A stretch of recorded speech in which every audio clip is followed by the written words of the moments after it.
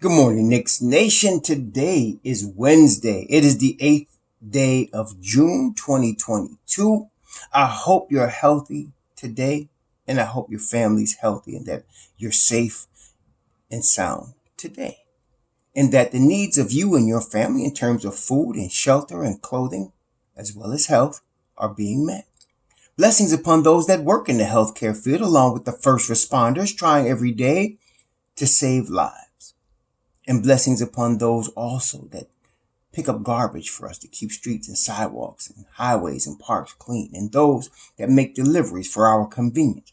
Double blessings on the men and women trying to help rescue, deliver, recover the victims of child molestation and pedophilia. The victims of pornography, child pornography. The victims of prostitution and child prostitution. The victims of human trafficking and sex slavery, and double curses on the perpetrators, the perverts, and those profiteers trafficking in this human flesh and misery. Finally, blessings upon the homeless. Nearly 600,000 men, women, and children in the United States on the streets with no roof over their head. And the numbers are growing, with millions around the world in similar or worse conditions, and blessings upon them, for theirs is the kingdom. Today, I want to get right to it. You're going to see the thumbnail. It's going to have Jalen Duren's picture on it. And so I want to talk about Jalen Duren. There are other things I want to discuss, but Jalen Duren is going to be the first thing I'm talking about today. And why am I talking about Jalen Duren? When those of you who know me know I'm totally against drafting any five. I want to talk about one of the Don's slick moves. The Don has a couple of patented moves that he makes, okay? He will draft a player that he doesn't want with a deal already in place to get a player he does want at a lower draft position. Case in point, the last draft, the Knicks drafted Kai Jones, and some of y'all were real hype when they picked Kai Jones, but I knew right away this was a slick move by the Don. He drafted Kai Jones for the Charlotte Hornets, with the intent of trading back and eventually through the Clippers obtaining Quentin Grimes, which he did. So he drafted Kai Jones for the Hornets and obtained a first round pick later for that. And then that pick became Cam Reddish, because he traded Kevin Knox with that pick to get Cam Reddish. Then he traded back and the Clippers picked Quentin Grimes for us, and then we ended up with Quentin Grimes, okay? And so he has that in his bag. That's one of the moves he makes. So what does that have to do with this year's draft? Well, really and truly, for this type of move to work, you have to have a team that really, really, really wants a specific player, okay? Now, I don't know all of the team's wants and needs specifically. I focus on the Knicks, but I do know that Charlotte would like a rim running five that they're willing to develop to run with LaMelo Ball, who's already a prodigy, at a young age. He's like 20 years old, maybe 21, and LaMelo's already, ready for his first All-Star game probably coming up this season. Okay. So he's young, and they can get with this guy, with Melo as your star, as your franchise face, you can now get a young five that can run with him, and that would be fitting the timeline, right, of Melo's development with the young big. So that being the case, they might like very much either Jalen Duren or Mark Williams. Okay, they might want them very much. And so if the Knicks got an inkling, if the Don speaking with their management got an inkling, they were very high, let's just say Jalen Duren, that's what we're talking about today, and they were very high on Jalen Duren, that they really thought Jalen Duren was going to be their future possible all-star, whatever they wanted to say about him at the five to fit the timeline to run with LaMelo Ball, and they wanted to make sure they were going to get him, the Knicks could pick him. And the Knicks could pick him for Charlotte As they did with Kai Jones last year for Charlotte, as a matter of fact. Kai Jones apparently is not that guy that they were looking for at the 5, at least not at this point, to run with LaMelo Ball. He didn't get a lot of minutes per game. I mean, it wasn't like he had to go through his first year being in foul trouble like most fives. Kai Jones hardly, if I remember correctly, he hardly played. Like he wasn't getting a lot of PT at all. So they're looking for another 5 that could run with LaMelo Ball, right? And so, let me take a look here. Kai Jones, averaged 1 point, half a rebound. I mean, it wasn't like homie played a whole lot last year. I don't know if he was hurt or whatever, but he appeared in 21 games. He got 3 minutes a game. He wasn't really part of their rotation at all. Maybe he'll develop later, but they're still looking for a 5. So I'm just using them as an example. This could be any team that's below the Knicks, but I'm using Charlotte because they are, to me, obviously looking for a rim running 5 to go with LaMelo Ball. So that being the case, the Knicks could draft a Jalen Duren for Charlotte. Now, the real question would be for us as Knicks Nation, okay, we will draft Jalen Duren for you. What are we getting in return for drafting Jalen Duren for you? What are we getting out of this deal? What's in it for moi? Right? That's a good question, right? So, okay. So that being the case, there's a number of possibilities. I don't think there's a player, somebody mentioned yesterday, I'm not going to say your name because I don't want to embarrass you. We mentioned yesterday we might want Gordon Hayward. What, are you crazy? He's 32. He's got 3 years, 90 million left on his deal. 3 years, 90 million at age 32. Can't stay healthy. Please stop tripping with this NBA 2K stuff. Please stop it. Oh my gosh. Anyway, so no, we don't want anything they have that they're willing to give. They're not going to give us Scary Terry and, so whatever, but what do they have that we might be interested in? I would say their 13th and their 15th draft picks. Their 13th and 15th for our 11. Now, I know yesterday we were talking about moving up, and I still am talking about moving up. And we'll talk about that in a second. But you have to keep in mind, brethren, teams don't go into a draft with just one option. Okay? You have to understand that. Teams have a draft board. Let's just go through this again just to make sure we understand. So we're going down a draft board. What does that mean?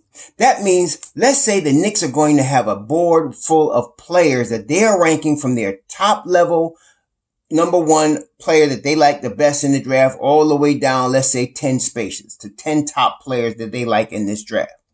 And so let's make a hypothetical of their top players. Let's say that, because to me, the best player in this draft is Jabari Smith right there. And in fact, I'm going to say they're even. Jabari Smith and Paolo Banchero are the 2 best players in this draft, in my opinion. I'm just saying this is my opinion. So let's just say the Knicks rank them like this. Jabari Smith, Paolo Banchero. Let's say they had Chet Holmgren. Let's say they had Jaden Ivey. So they go down a list, and they got a list of players.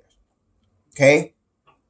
And let's say at the bottom of that list of 10, let's say they had Johnny Davis. Let's say they had Tyree Eason, at the bottom of their 10. Maybe a Kendall Brown at the bottom of their 10. I'm just using this. Don't get tripping. I'm just using this as hypothetical.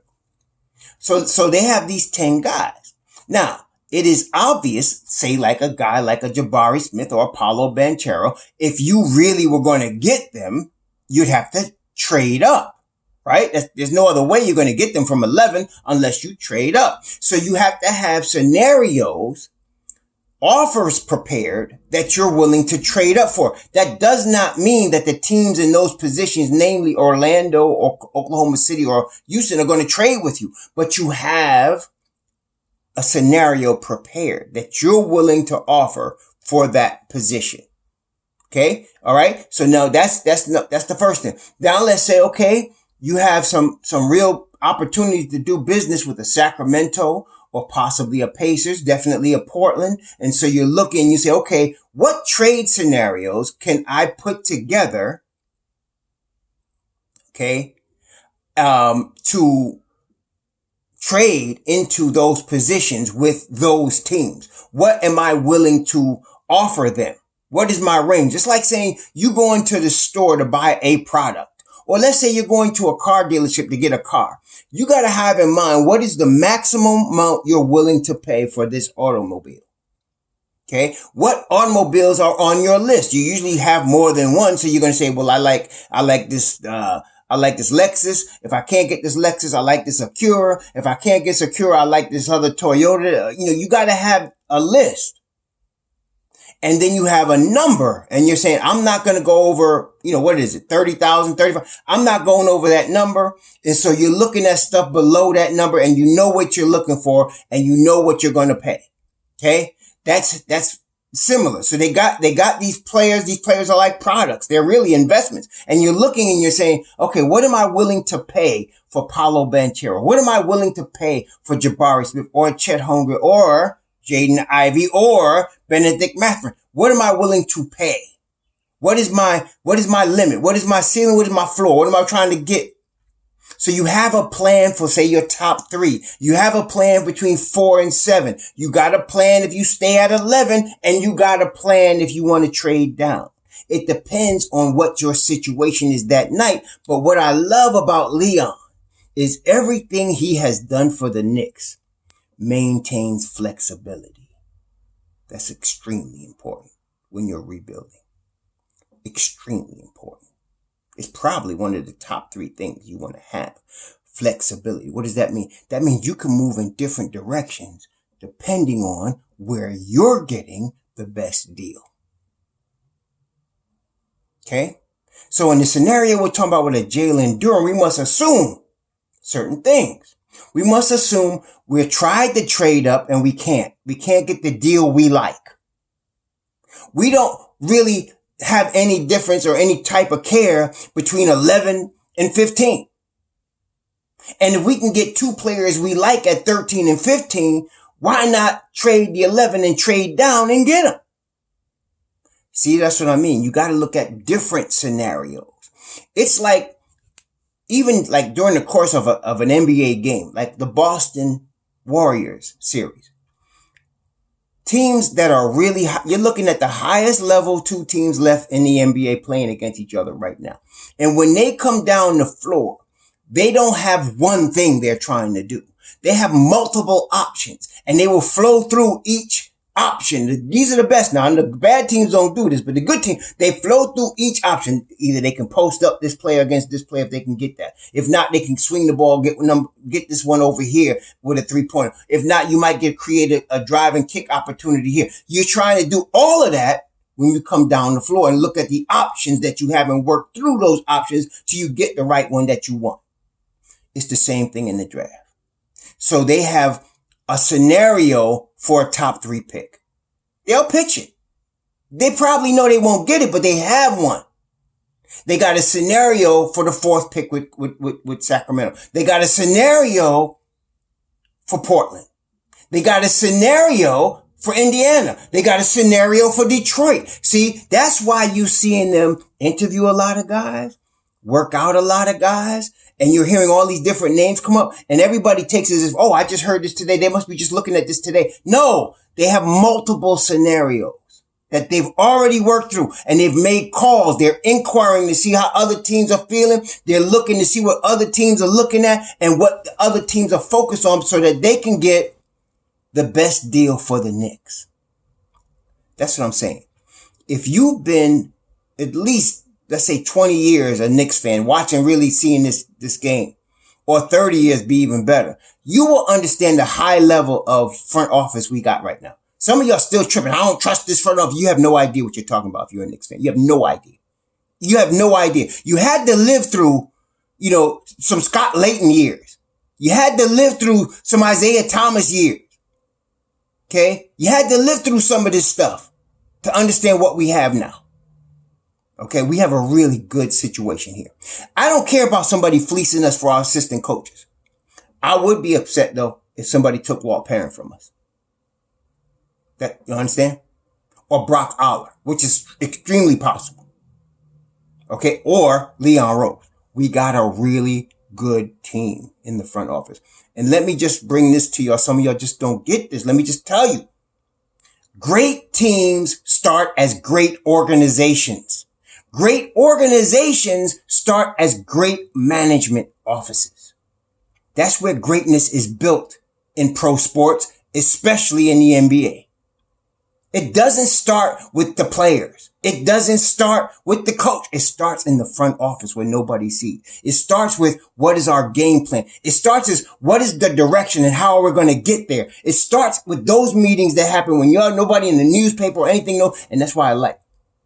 Some of you are like, well, Leon's not making anything known. Yes, he is. You got to listen carefully and you got to understand what a competent front office looks like. Okay. He's trying to work his business without being bothered by the Mark Bermans or the Stephen Bondis or whoever the hell else is trying to get in their business and leak their stuff before it comes out. He's keeping it all on the DL. So why? So the Knicks can get the best deal.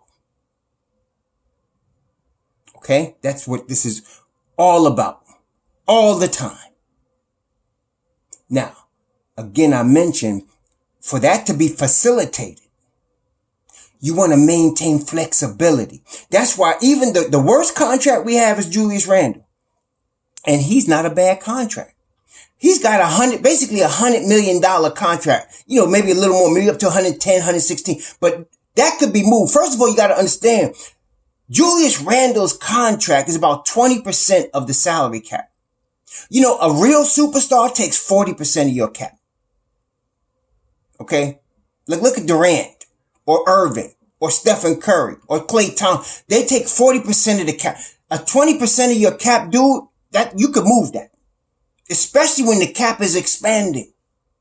And some of y'all, unfortunately, were worried about Mitchell Robinson's contract. Are you kidding me? $14 million a year? That's like a 10% of the cap type situation. You're not worried about that. Okay? So, you maintain flexibility so that if Julius is your worst contract and you can move him, then nobody on this team can't be moved. Nobody. They can all be moved. The question is, what is the best deal for the Knicks as a long-term, sustainable winner? That's what you got to look at. What's the best deal? Not the win now, fixed deal, look across the street, get their superstar and bring him. No, that's old Knicks. That ain't this management. Okay? They will get that if it's available at the right price. Okay? So, back to our example. Jalen Duren. I'm just using this as an example. Let's just say Charlotte really loves this kid. Mark Williams is okay, but he's a little clumsy for them or whatever, and they want Jalen Duren. They really want him. LaMelo can't wait to play with him. Let's say that's the case. We get him at 11. We trade down. We get Charlotte's 13th and 15th pick. Okay? And this is that scenario. We tried to trade up. We tried to get top 3. We tried to get 7. We couldn't get any takers. So we doing this. This is our best move based on this scenario and what's helping us. I'm just saying this is a hypothetical. So now you pick a Jalen Duren at 11, and now you're seeing what's available at 13 and 15. Let's say Jeremy Sohan is available. Let's say Malachi Branham is available. Right? Let's say Okai Agbaji's available. Tari Eason's available. Now you can get a wing and a 4. Okay? So that's possibility. I would not be surprised if it comes to that's one of the moves. It's like, again, I'm not a great chess player. Because I don't play a lot of chess. It's been years. But I know that there's strategies in chess. Multiple opportunities to make multiple moves based on the scenario and situation. I know that Leon the Don has already shown that he's way into that on a multiple level situation. So I know, I'm 100% sure they got multiple scenarios prepared already. They've already got their draft board. They got their order of players that they like. Sometimes it's very easy. Sometimes, like for example, with the Obi Toppin pick, Leon wanted Obi all along. The question was, was he going to have to trade up with Cleveland to get him? Or was he going to get him down to 8? And as we saw going close, I remember that night I was telling y'all, when I saw Cleveland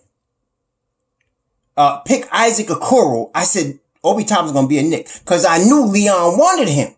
And now, based on the other teams that were picking at that year, I knew that he wasn't going to get picked by Atlanta or Detroit. He was coming drop to New York. And that's why Leon was so happy. He didn't have to do nothing. Just wait there. Because that was his guy at 8.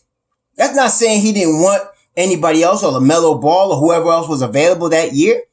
But it's saying that if at 8, he said, okay, I want Obi Toppin at 8. And he saw after 4, I'm going to get Obi Toppin at 8. Okay, that was just one strategy. He probably had multiple strategies. Matter of fact, he did, because we saw him trade back and trade around in the late first to end up with Emmanuel Quickly, because that's who they wanted. Okay, so here we are, 2023. And I'm telling you, I'm telling you right now, they're not drafting a 5 for the Knicks. Even, like I said, even if Mitch Robb leaves, you're going to see the Knicks go after a more established, experienced, but yet still young 5. Like Mo Bamba.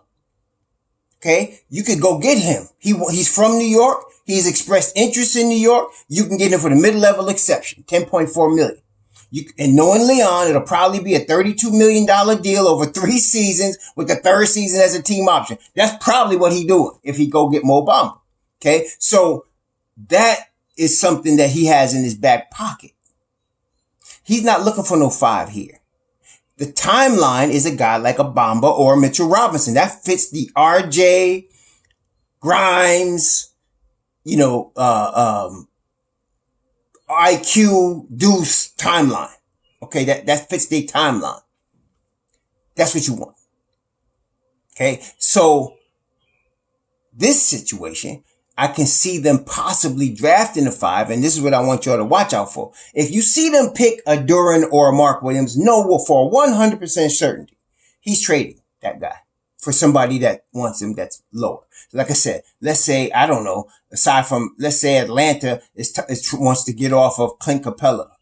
I don't know. Let's say the Rockets want a solid 5. They didn't get the Chet Holmgren they wanted. They got Paolo. Maybe they want another 5. Something like that. It could be anything, y'all. It could be anything.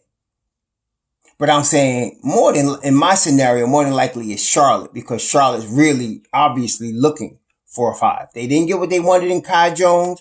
They're looking for somebody who fits the LaMelo Ball early 20s timeline. And they got 2 guys here that I'm sure they're interested in one of them.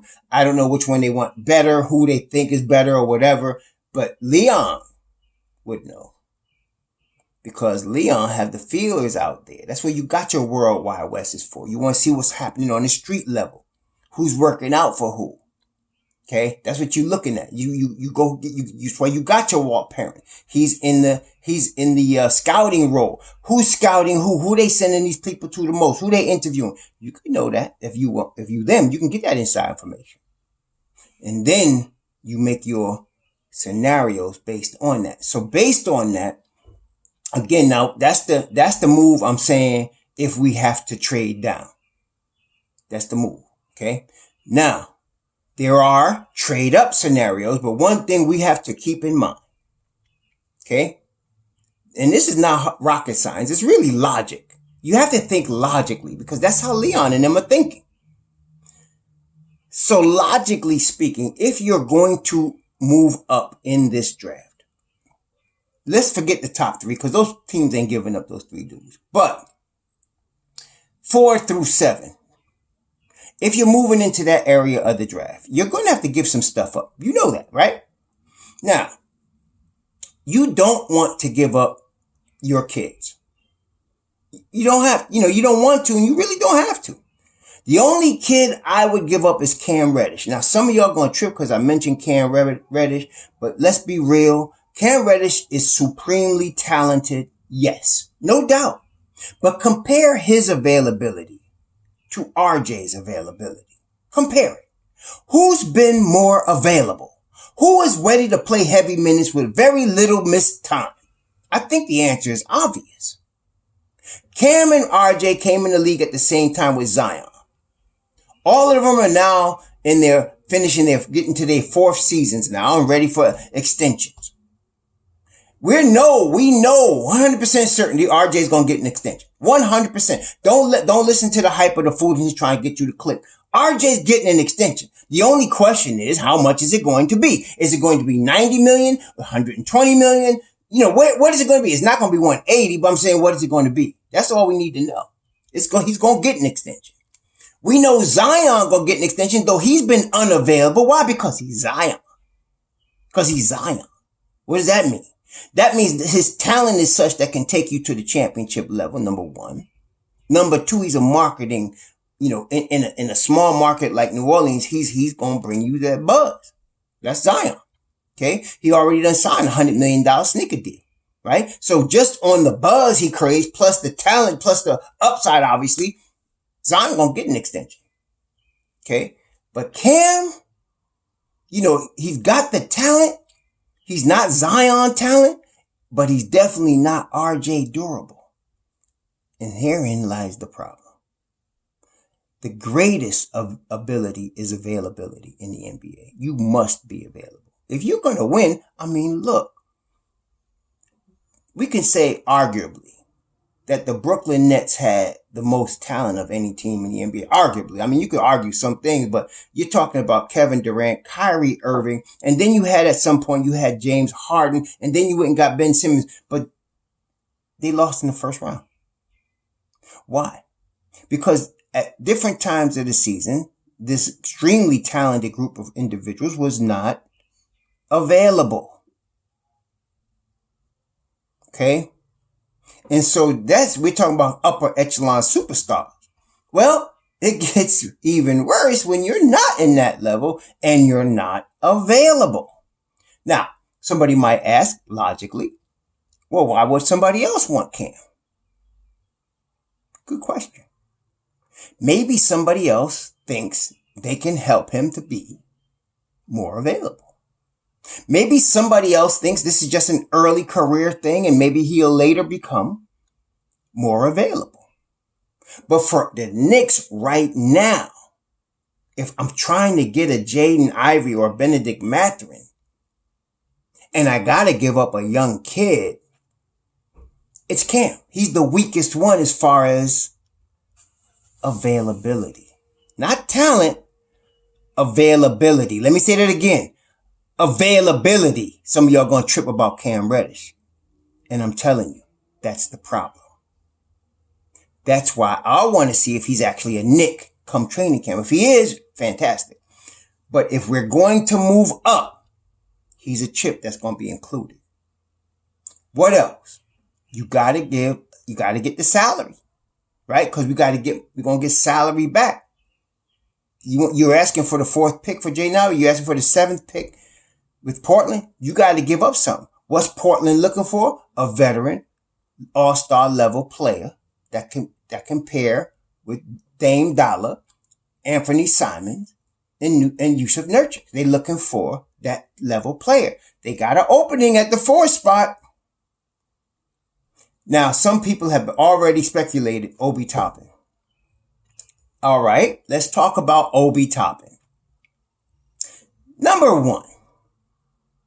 Leon Rose used the first draft pick he ever did to obtain Obi Toppin. Leon Rose is the bottom line, buck stops here decision maker for the New York Knicks. He's got Obi Toppin for 2 more seasons on his rookie deal.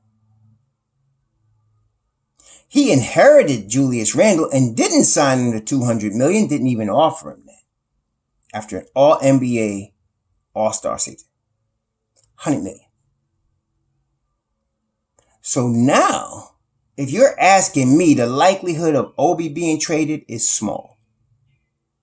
Small. No, Obi's going to be the starting 4. That's why they drafted him.